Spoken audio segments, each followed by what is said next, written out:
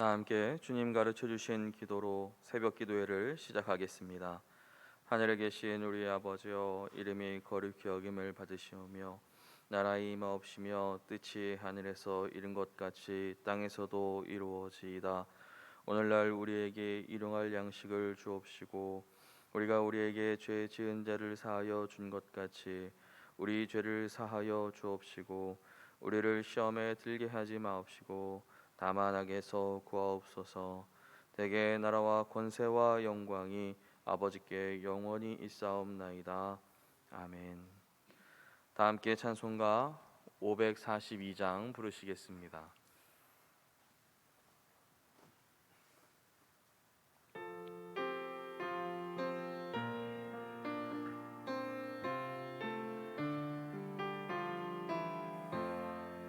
구주 예수 의지함이 심히 기쁜 일일세.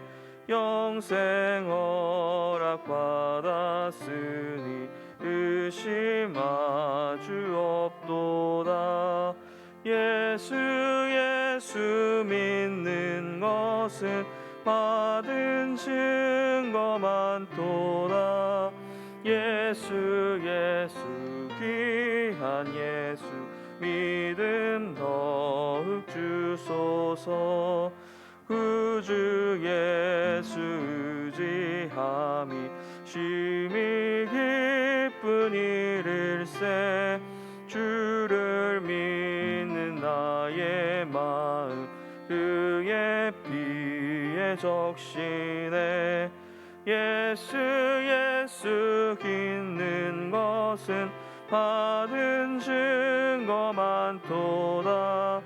예수 귀한 예수 믿음 더욱 주소서. 구주 예수 의지하여 죄악 벗어버리네.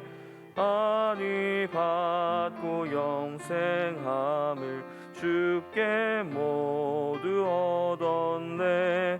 예수 믿는 것은 받은 증거 많도다. 예수 귀한 예수 믿음 더욱 주소서. 구주 예수 의지하여 구원함을 얻었네. 영원 무궁지나도록 주여 함께 하소서. 예수 믿는 것은 받은 증거 많도다. 예수 귀한 예수 믿음 더욱 주소서. 아멘.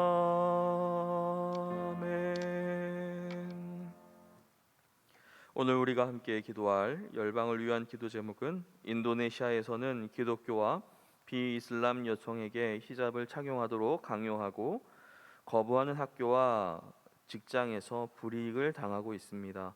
종교적 편향성이 강요되지 않고 적법한 종교의 자유를 누릴 수 있도록. 또한 오늘 우리가 함께 기도할 선교사님은 정재순, 홍정욱 선교사님 가정입니다. 아리엘락에서 맡은 사역 잘 감당하도록 아리엘락과 협력하는 기관과의 동역에 지혜를 주시도록 정재순, 홍정욱 선교사님 가정을 위하여 다 같이 합심하여 기도하겠습니다. 하나님 아버지 감사드립니다.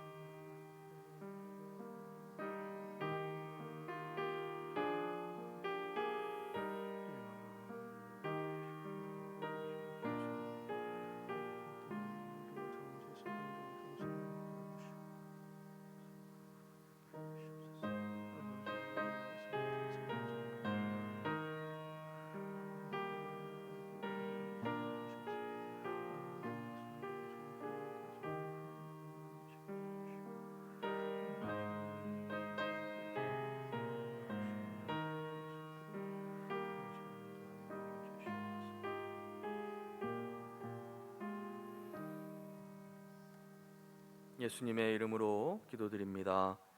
아멘. 오늘 우리에게 주시는 하나님의 말씀은 이사야 63장 1절부터 14절 말씀입니다. 이사야 63장 1절부터 14절 한 절씩 교독하시겠습니다. 에돔에서 오는 이 누구며 붉은 옷을 입고 보스라에서 오는 이 누구냐? 그의 화려한 의복 큰 능력으로 걷는 이가 누구냐? 그는 나이니 공의를 말하는 이요 구원하는 능력을 가진 이니라.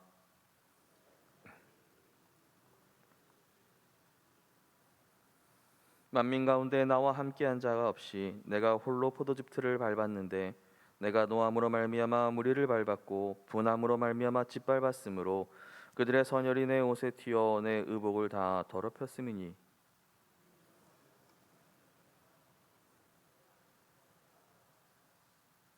내가 본즉 도와주는 자도 없고 붙들어 주는 자도 없으므로 이상하게 여겨 내 팔이 나를 구원하며 내 분이 나를 붙들었음이라.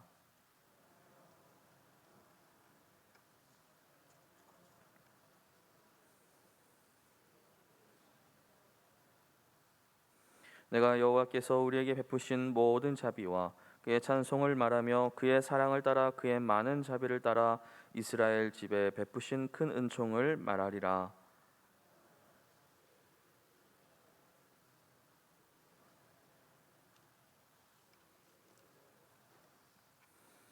그들의 모든 환난에 동참하사 자기 앞에 사자로 하여금 그들을 구원하시며 그의 사랑과 그의 자비로 그들을 구원하시고 옛적 모든 날에 그들을 드시며 안으셨으나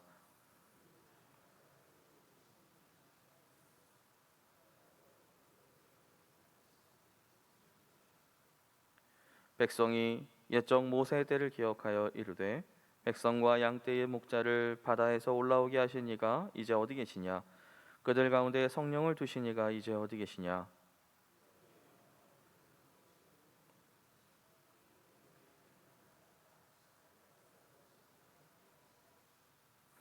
그들을 기품으로 인도하시되 광야에 있는 말같이 넘어지지 않게 하신 이가 이제 어디 계시냐? 여호와의 영이 그들을 골짜기로 내려가는 가축같이 편히 쉬게 하셨도다.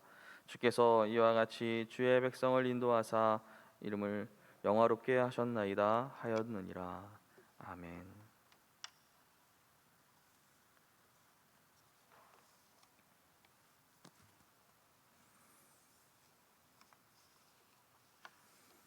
금주 새벽부터 보고 있는 이사야 60장부터의 말씀은 새 하늘과 새 땅을 향한 걸음들이라 이렇게 말할 수 있겠습니다.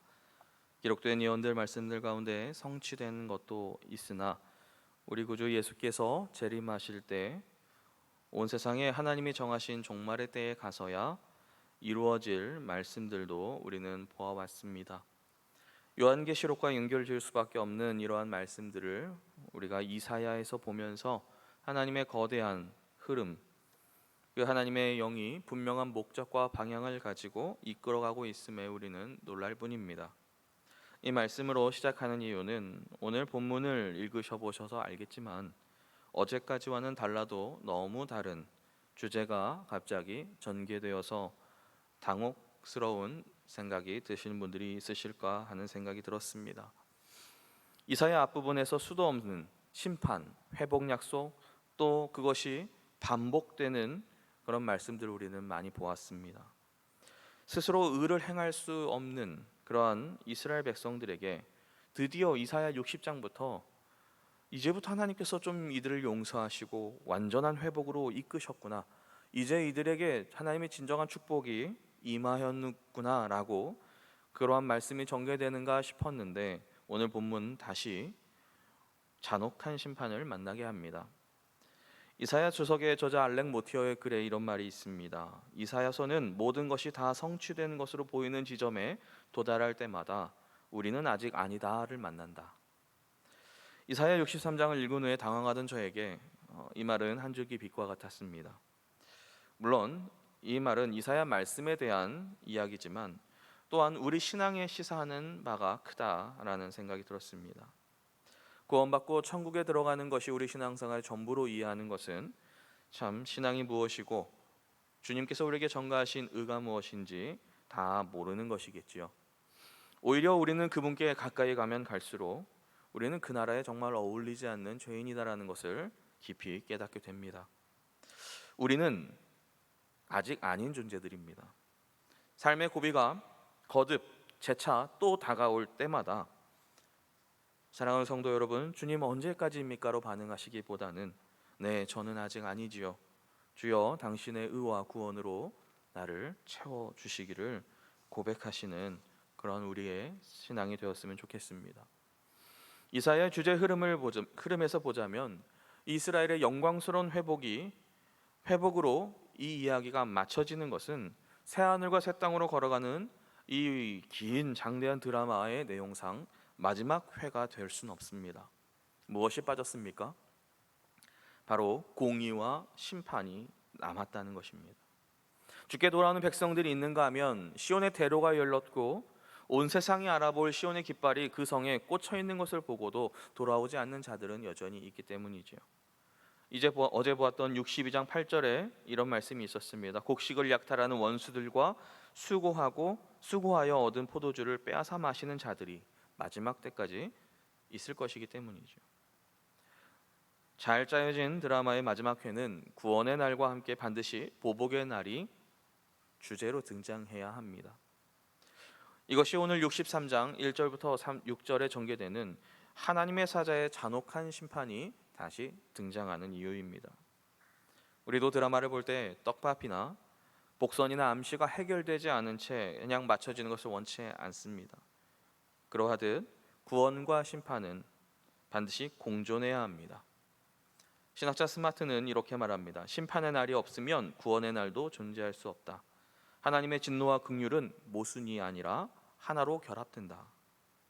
해피엔딩이 해피엔딩이 아니라는 말이죠. 어제 봤던 62장 1절에 소개되는 기름 부음 받은 자의 열심이 기억나십니까? 나는 시온의 의가 빛같이 예루살렘의 구원이 횃불같이 나타나도록 시온을 위하여 잠잠하지 아니하며 예루살렘을 위하여 쉬지 아니할 것인지요. 이렇게 말씀했습니다. 이 시온은 바로 의와 구원의 나라입니다. 그리고 주께서는 이를 위해서 잠잠하지 않고 쉬지 않으시겠다 말씀하셨죠. 그 주님의 열심은 구원과 회복에만 열심이신 것이 아니었습니다. 오늘 63장부터는 그분이 진노의 심판자로서도 열심을 다하시는 모습을 보여주십니다. 본문 1절은 질문으로 시작합니다. 에돔에서 오는 이 누구며 붉은 옷을 입고 보스라에서 오는 이 누구냐? 그의 화려한 의복 큰 능력으로 걷는 이가 누구냐? 여기서 에돔은 이스라엘의 모든 대적, 여전히 하나님 앞에 회개하고 돌아오지 않는 그런 만민을 통칭해서 전통적으로 이스라엘을 괴롭혀오던 에돔을 대표적으로 기록하는 것입니다.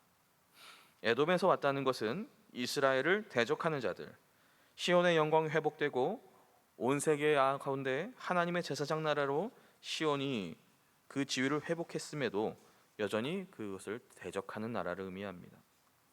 그리고 에돔에서라는 말은 from 에돔입니다. 그가 에돔에서부터 지금 시온으로 돌아오는 장면을 오늘 본문 1절의 상황으로 이해할 수 있겠습니다.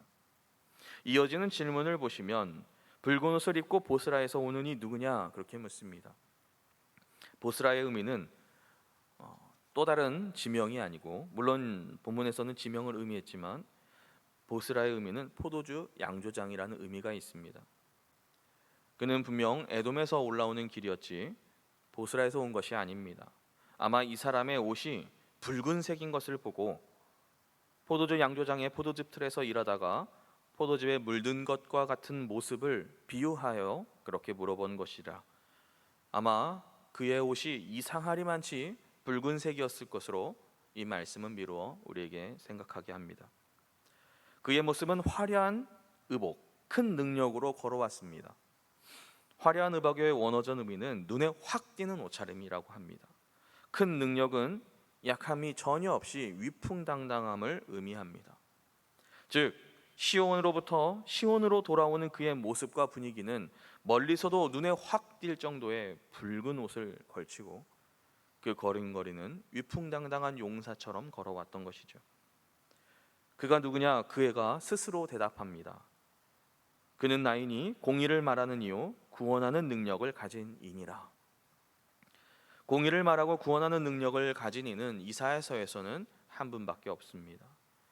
고난받는 종으로 소개되었고 기름 부음 받은 종으로도 등장했던 메시아 외에는 없는 것이죠. 바로 우리 주님이십니다. 그래서 본문 1절을 정리하면 우리 주님께서 시온의 영광을 앞서 회복하시고 만민을 향하여 에돔으로 가셨습니다. 마태복음 20장의 포도원 주인의 마음으로 길거리 시장에 나가서 시간마다 품꾼을 구하러 나가는 그 포도원 주인의 마음으로 공의를 전하고 구원하는 능력을 베풀려고 에돔으로 나가셨지요. 그런데 본문 2절을 보시면 어찌하여 내 의복이 붉으며 내 옷이 포도즙 틀을 밟는 자 같으냐 그렇게 묻습니다. 나가실 때 옷차림은 분명 흰 옷이었던 것 같습니다. 그 옷이 색깔이 변한 것이죠. 원래 붉은 옷을 입으신 것이 아닌 것 같습니다. 그래서 그가 돌아오시는데 시온 백성이라면 당연히 아무리 먼 곳에서도 주께서 돌아오신 것을 당연히 알아보아야 할 시온 백성들이 누군지 궁금해한 것이죠. 이상하리만치 선명한 붉은 옷을 입고 대적자들의 땅에서 그가 당당히 돌아오셨기 때문입니다. 3절에서 주님이 왜 붉게 되었는지, 그의 옷이 왜 물들었는지 나갔다 들어오신 이야기를 해주십니다. 만민 가운데 나와 함께한 자가 없이 내가 홀로 포도즙 틀을 밟았는데 내가 노함으로 말미암아 무리를 밟았고 분함으로 말미암아 짓밟았으므로 그들의 선열이 내 옷에 튀어 내 의복을 다 더럽혔음이니. 만민은 시온의 회복으로 많은 이들이 돌아왔지만 여전히 돌아오지 않은 죄와 어둠 가운데 있는 자들을 의미하지요. 그러나 그곳에 주와 함께한 자가 단 한 사람도 한 명도 없었다 말씀합니다. 그래서 갑자기 주님께서 분이 나셔서 감정적으로 심판하신 것인가? 그렇지 않습니다. 그들에게 이미 기회가 주어졌고 그들에게 기한이 주어졌었습니다. 본문 4절이 그것을 우리에게 보여줍니다. 이는 내 원수 갚는 날이 내 마음에 있고 내가 구속할 해가 왔으나. 주께 원수 갚는 날은 그 자리에서 분이 나서 갑자기 행하신 것이 아니고 이미 마음에 있었던 날입니다. 구속할 해가 예비가 되어 있었던 것이죠. 결코 3절에서 주님의 이 잔혹한 심판은 분노를 조절하지 못하셔서 홧김에 의도치 않은 일이 벌어진 것이 아니고 기한이 충분히 주어졌음에도 한 사람도 주께 돌아올 자가 없었음을 말합니다. 이 말씀들을 보면서 이 주님의 잔혹한 심판에 우리들이 마음이 불편할 수도 있는 그러한 많은 사람들의 생각에 주님의 심판이 이미 예비되어 있고 예정되어 있음을, 그 보복의 날이 정당했음을 말씀하시는 것이죠.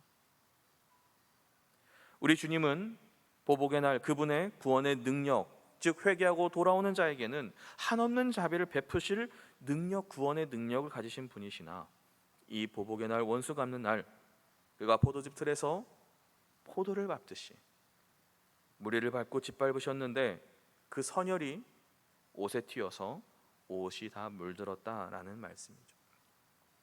여기서 이 선열이라는 표현은 사람의 몸에서 튀어나오는 피의 생생함을 강조하는 표현으로 더욱더 잔혹하게 보여집니다.